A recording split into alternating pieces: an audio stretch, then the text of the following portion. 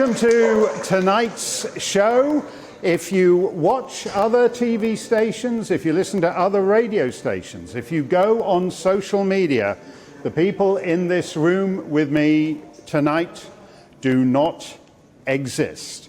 In fact, as you can see, they're real, they're flesh and blood, they are your fellow citizens, and they represent hundreds of thousands of other people in every corner of these islands, and millions more around the globe.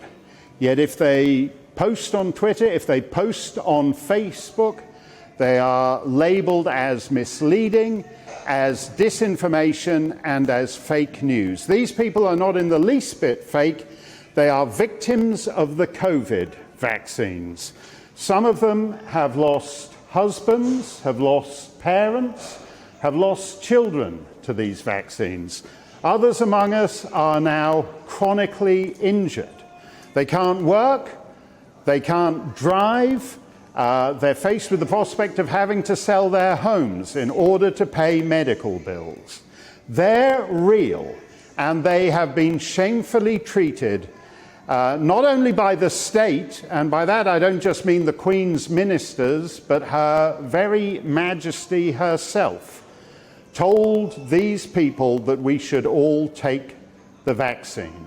Then we have the media who have just ignored this story. I don't just mean the pom-pom girls of Good Morning Britain that you would expect to be content to serve as propagandists, but the so-called butch boys like Kevin O'Sullivan, to his shame, at Talk Radio, who dismissed these people as yesterday's news.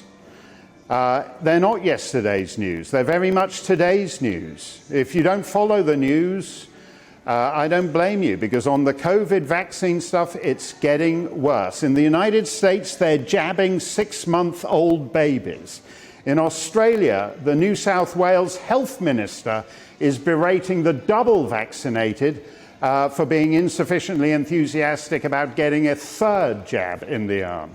In Canada, Justin Trudeau has said that you have to get jabbed. In order to enjoy life as a citizen of a free society, you have to get jabbed every 9 months. These people are the consequences of one of the worst public policies anywhere on earth in modern times. And we are going to tell their stories. That's coming up on tonight's show.